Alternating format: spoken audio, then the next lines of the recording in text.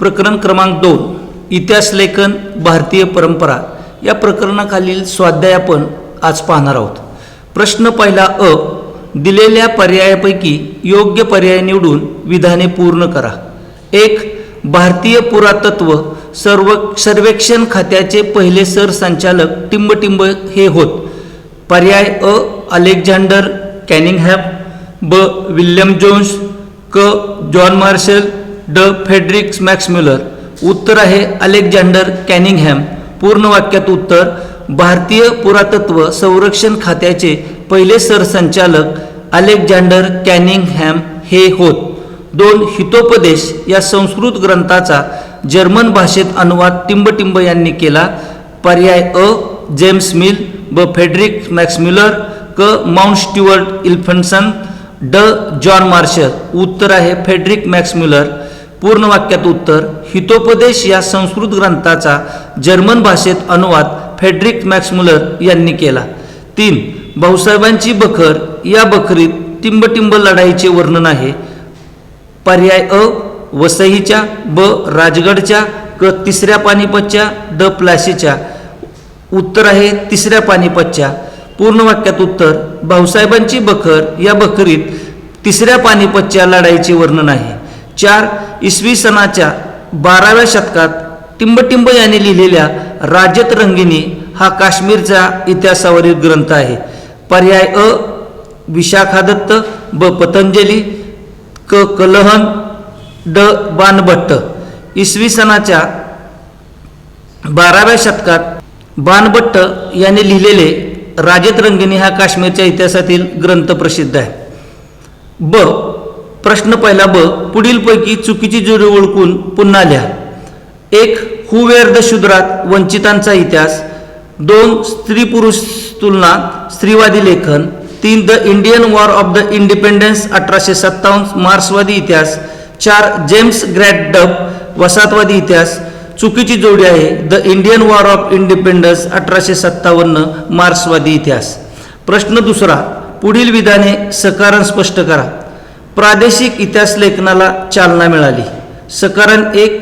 भारतीयांना ब्रिटिशांविरुद्ध दिलेल्या स्वातंत्र्य लढ्याला प्रेरणा देण्यासाठी राष्ट्रवादी इतिहास लेखनाचा उपयोग झाला। 2. राष्ट्रवादी इतिहास लेखनाच्या प्रभावामुळे दक्षिण भारताच्या भौगोलिक वैशिष्ट्याकडे या ठिकाणी लक्ष केंद्रित केलं। आणि 3. ब्रिटिश अधिकाऱ्यांनी लिहिलेल्या पूर्वग्रहदूषित इतिहासाला भारतीयांनी विरोध केला, त्यामुळं प्रादेशिक इतिहासाला चालना मिळण्यासाठी या ठिकाणी प्रयत्न झाला किंवा त्याला चालना मिळाली। 2. बखर हा ऐतिहासिक साहित्यातील महत्त्वाचा प्रकार आहे। सकारण 1. शूरवीरांचे गुणगान, ऐतिहासिक घडामोडी, लढाया, थोर पुरुषांची चरित्रे याविषयीचे लेखन बखरीत मिळते। 2. मराठी भाषेत विविध प्रकारच्या बखरी उपलब्ध आहेत। 3. बखरीतून थोर व्यक्ती, नगरे यांचे वर्णन वाचण्यास मिळतात। आणि 4. सभासद बखर, भाऊसाहेबांची बखर, होळकरांची कैफियत इत्यादी महत्त्वाच्या बखरी आपणास वाचण्यास मिळतात। प्रश्न तिसरा, पुढील प्रश्नांची 25 ते 30 शब्दात उत्तरे लिहा। 1. मुघल सम्राट बाबर यांच्या आत्मचरित्रात कोणत्या बाबींचा समावेश आहे? उत्तर: 1. मुघल साम्राज्याचा संस्थापक बाबर याचे आत्मचरित्र तुझ-इ बाबरीमध्ये त्याने केलेल्या लढाया, युद्ध यांचे वर्णन आपल्याला वाचण्यात मिळते। 2. त्याला करावा लागलेला प्रवासांची वर्णने, शहरांची वर्णनं यामध्ये आपल्याला वाचण्यास मिळतात। 3. स्थानिक अर्थव्यवस्था आणि रीतिरिवाज, वनस्पती सृष्टी यांची बारकाईने केलेली निरीक्षणं या बखरीतून आपल्याला अभ्यासाला मिळतात किंवा त्याच्या आत्मचरित्रातून वाचायला मिळतात। 2. राष्ट्रवादी इतिहास लेखनात स्वातंत्र्यवीर सावरकरांचे योगदान कोणते? उत्तर: 1. भारतीयांनी ब्रिटिशांविरुद्ध दिलेल्या स्वातंत्र्य लढ्याला प्रेरणा देण्यासाठी राष्ट्रवादी इतिहास लेखनाचा उपयोग झाला। 2. स्वातंत्र्यवीर विदा सावरकरांनी लिहिलेले the Indian war of the independence 1857 चे स्वातंत्र्य समर या पुस्तकाचे महत्त्व आहे। 3. त्यांच्या लेखनामुळे प्रादेशिक इतिहास लिहिण्यास चालना मिळाली। 4. दक्षिण भारताच्या भौगोलिक वैशिष्ट्याकडे आणि इतिहासाकडे इतिहासकारांचा या ठिकाणी स्वतंत्रपणे त्याकडे लक्ष केंद्रित केलं गेलं। प्रश्न चौथा, पुढील प्रश्नांची सविस्तर उत्तरे लिहा. एक, मार्क्सवादी इतिहास लेखन म्हणजे काय? उत्तर एक, मार्क्सवादी इतिहासकारांच्या लेखनात आर्थिक व्यवस्थेतील उत्पादनाची साधने, पद्धती आणि उत्पादनाच्या प्रक्रियेतील मानवी संबंध यांचा विचार मध्यवर्ती होता. 2, प्रत्येक सामाजिक घटनेचा सर्वसामान्य लोकांवर काय परिणाम होतो याचे विश्लेषण करणे हे मार्क्सवादी लेखनाचे महत्त्वाचे सूत्र हो. 3, मार्क्सवादी इतिहासकारांनी जातीव्यवस्थेत होत गेलेल्या बदलांचा अभ्यास केला.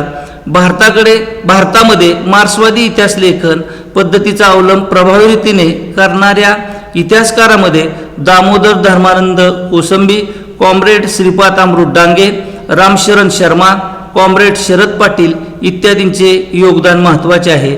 आणि 4, डांगे हे भारतीय सदस्यापैकी होते. त्यांचे प्रिमिटिव्ह कम्युनिझम्स टू स्लेव्हरी हे पुस्तक मार्क्सवादी इतिहास लेखनाचे उदाहरण आहे. 2, इतिहासाचार्य भिका राजवाडे यांचे इतिहास लेखनातील योगदान स्पष्ट करा.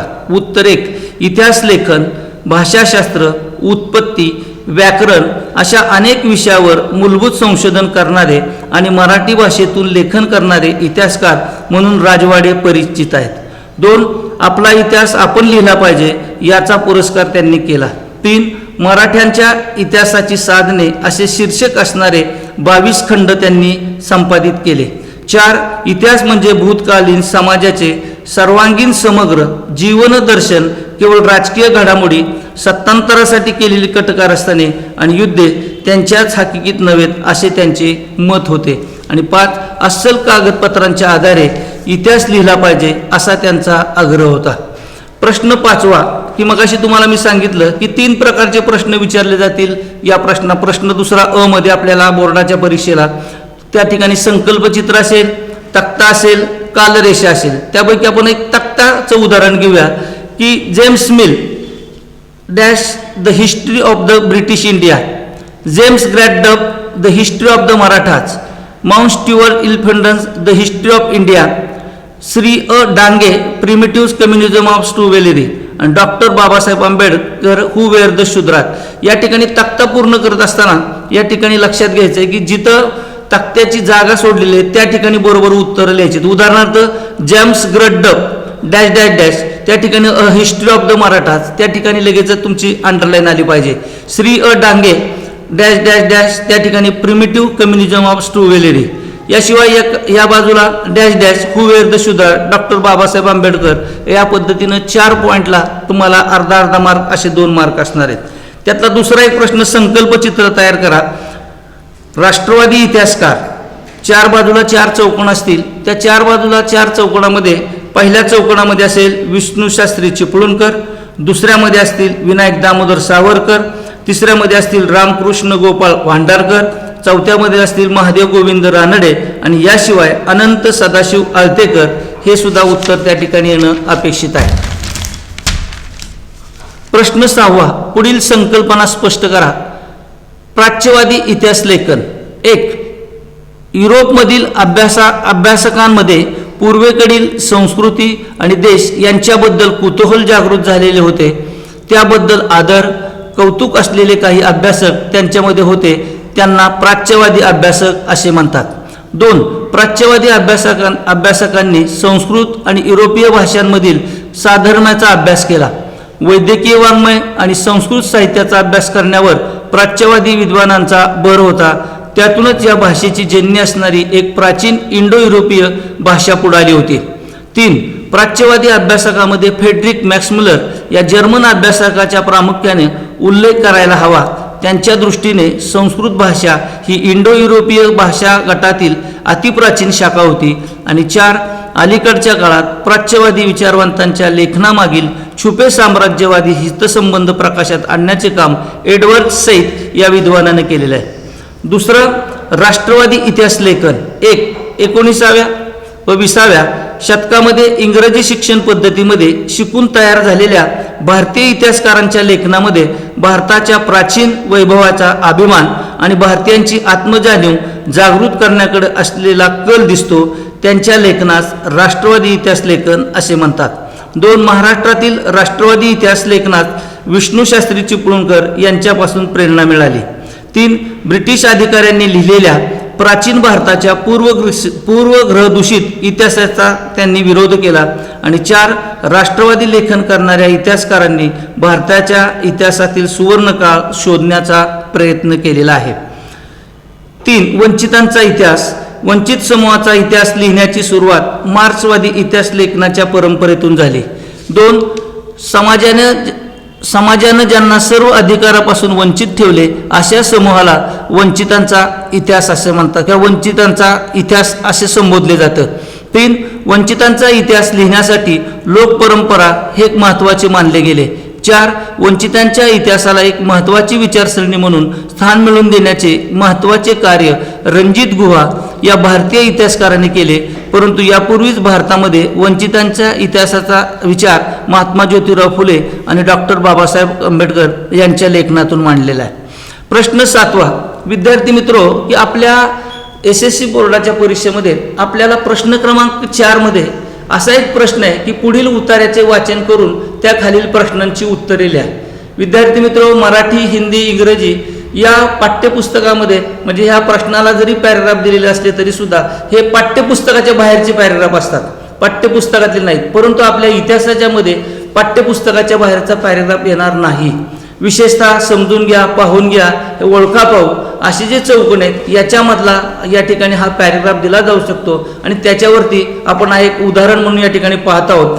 पान नंबर 7 वर हे समजून घ्या, सोहगवडा ताम्रपट हा उतारा वाचून त्या खालील दिलेल्या प्रश्नांची उत्तरे लिहा. की मी पान नंबर सांगतोय की पान नंबर 7 हे समजून घ्या, चौकट आहे पान नंबर 7 वरती सोहगवडा ताम्रपट हा उतारा दिलेला आहे आणि त्या उतारा वाचायचा आणि त्या खाली प्रश्न कसे असतील ते आपण बघूया. तर हा प्रश्न आहे तो 4 मार्काचा प्रश्न आहे.